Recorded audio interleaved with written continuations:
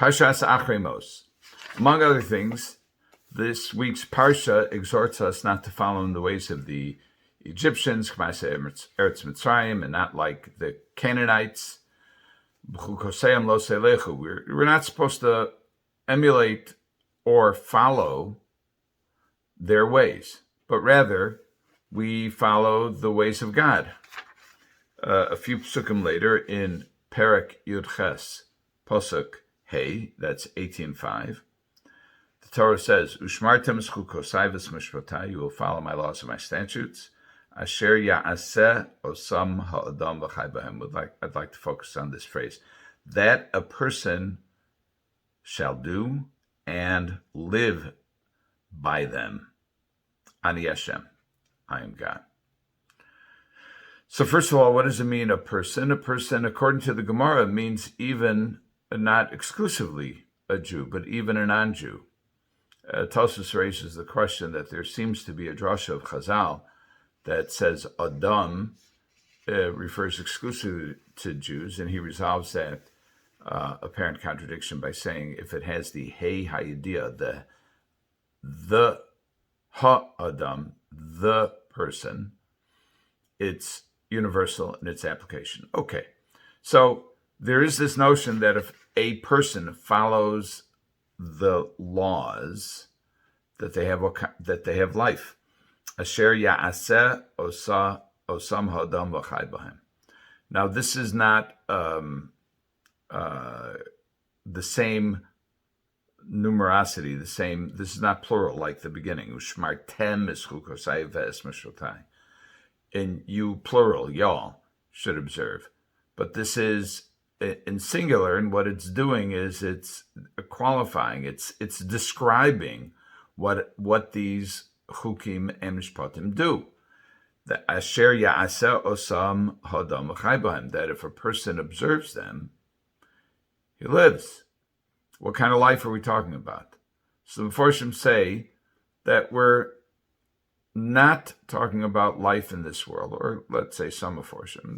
They say, and Rashi among them says that we're talking about olam haba, chai bohem, that a person will live an eternal life in the world to come.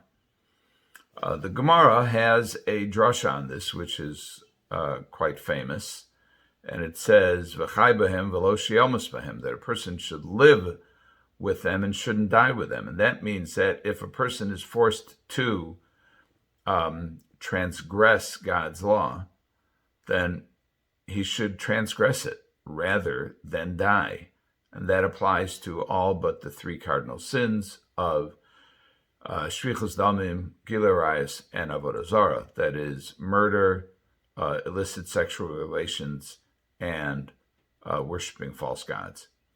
And there it depends, with worshiping false gods, depends on, they all depend on the circumstances, of course, because that goes to the definition of what we will call the crime.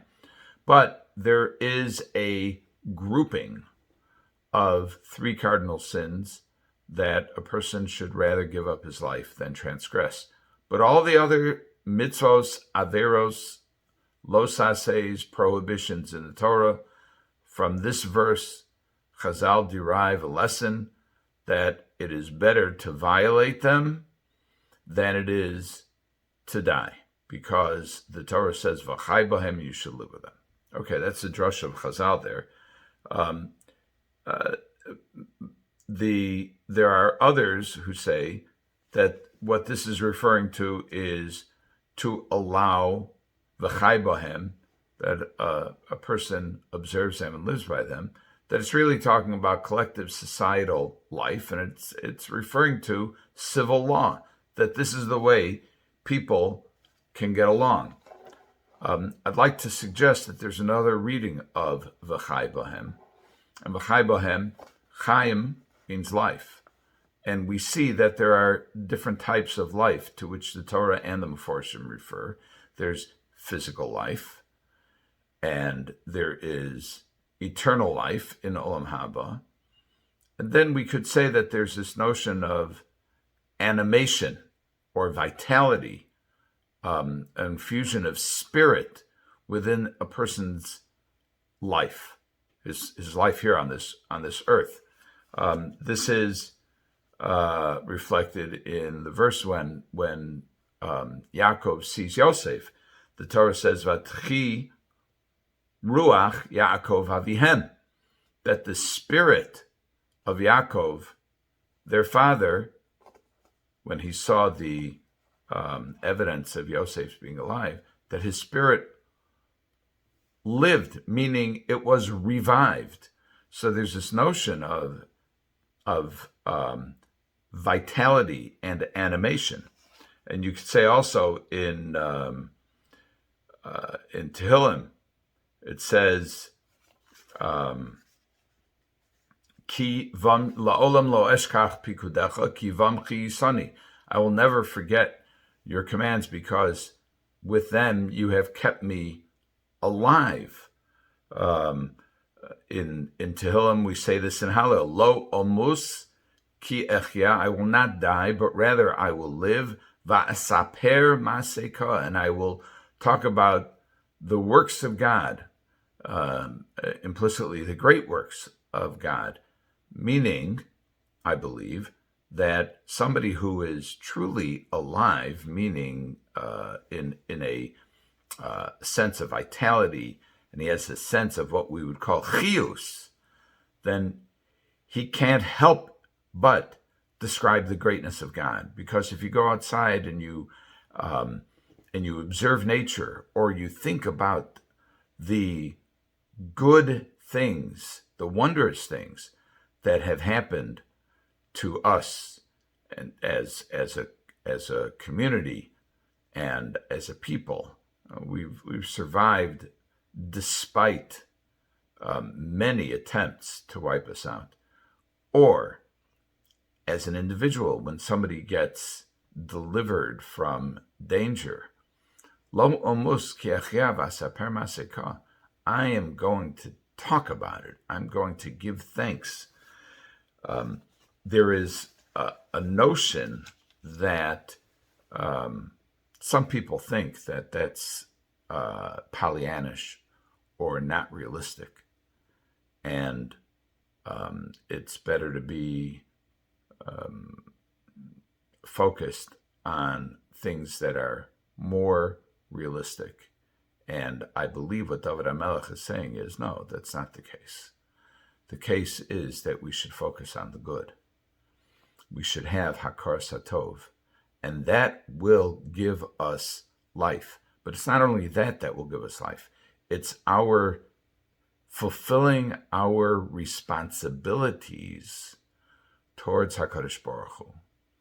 And they may be responsibilities, derivative responsibilities, not only towards the Almighty, but to others.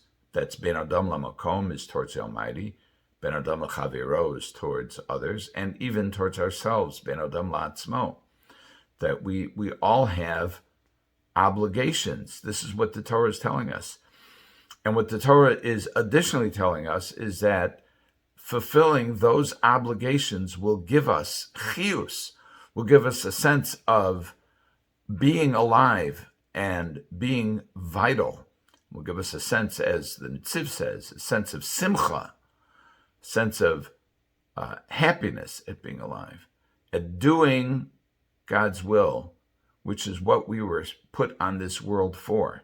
And there is no greater sense of satisfaction, no greater sense of accomplishment and nachas from ourselves than having a sense of meaning. And that we get that sense of meaning from doing the will of God. And that is Asher Ya'aseh Osam Ha'adam V'chai Bohem, that if a person does them, he will get a sense of chiyus, he will get a sense of vitality that cannot be achieved any other way. Have a good Shabbos.